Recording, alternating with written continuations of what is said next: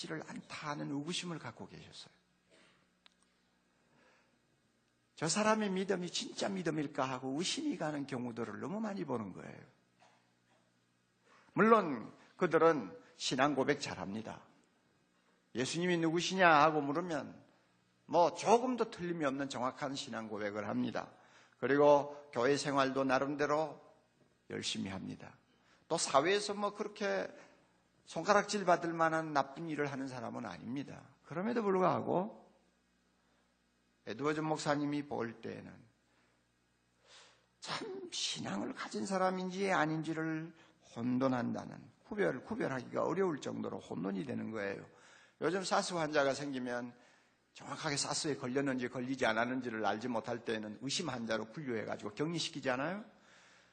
에드워즈 목사님도 자기 교인들을 놓고 어떤 사람들은 의심 성도로 아예 분류를 해놓은 것입니다.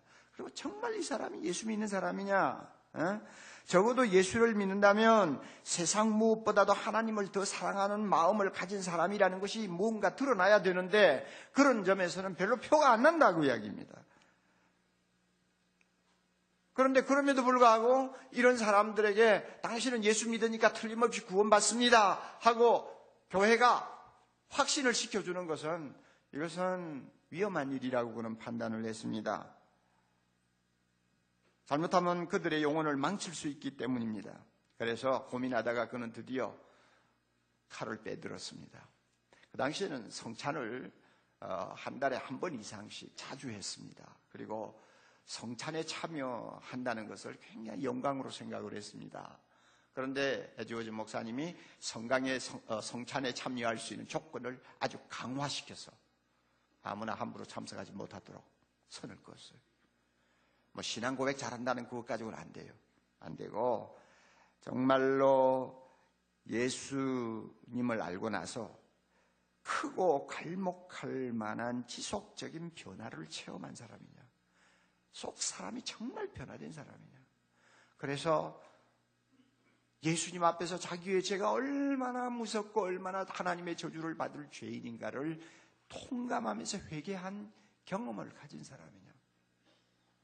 그리고 예수님만이 진정 나의 구주요 나의 하나님이라는 사실 때문에, 그 사실 때문에 무릎 꿇고 감격하면서 주님 앞에 엎드려 본 경험이 있는 사람이냐, 이런 걸 따졌어요. 그래, 그런 내적인 변화와 체험이 있으면 성찬에 참여시키고 없으면 참석 못하도록 만들었어요. 그러니까 자연히 이제 교인들이 반발을 하기 시작한 것입니다. 그래 한 2, 3년 갈등을 하고 씨름을 하다가 결국 그 교회에서 쫓겨나고 말았어요. 어떻게 보면 에드워즈 목사님이 그들의 신앙을 의심한 것이 타당했다는 것을 증명하는 것이죠. 당시 청교도 신학을 따르는 교회들 중에서는 이 구원에 대해서 굉장히 엄격한 잣대를 들이대는 경우가 많았습니다. 현대 교회 같으면 우리 어떻게 합니까? 사용리 가지고 전도하잖아요. 자, 자매님, 하나님이 당신을 사랑합니다. 자, 여기서부터 시작해서 복음을 제시합니다. 또 전도 폭발 나가서도 마찬가지죠. 복음을 제시합니다. 그리고 나서 형제님, 예수 그리스도가 당신의 구원자 되심을 믿겠습니까? 예, 믿어보죠.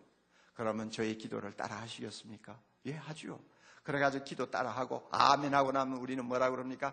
자, 축하합니다. 당신은 예수 믿었습니다. 당신은 하나님의 자녀가 되었습니다. 하나님께서는 당신에게 영원한 영생을 선물하셨습니다. 할렐루야! 우리 이렇게 하잖아요. 그런데 에드워즈 당시의 사람들은요, 이런 식으로 구원을 쉽게 파는 것은 하나님의 은혜를 못 오가는 것으로 보았습니다. 어떻게 자신이 죽을 죄인이요 구원이 필요한 죄인이라는 사실을 가슴 뜨겁게 절감하지 못하는 사람에게 당신 구원받았다는 말을 어떻게 할 수 있느냐 하는 이야기예요.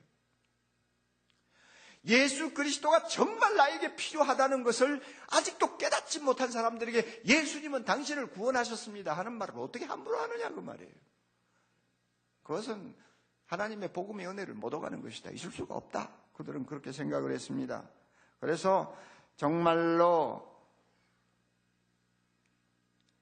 내가 구원을 받으려면 교회를 다니면서 예배에 열심히 출석하고 말씀도 열심히 공부하면서 내가 구원받기를 사모하고 씨름해야 된다고 그들은 주장했습니다.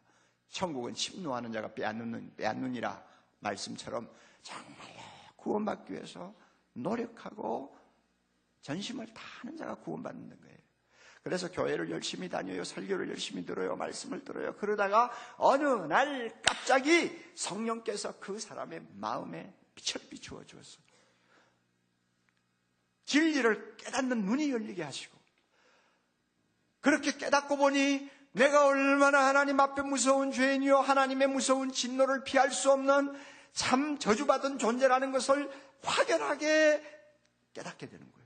그리고 십자가의 주님 앞으로 달려가서 그 주님을 붙들고, 주님, 나는 죄인입니다. 나를 구원해 주옵소서.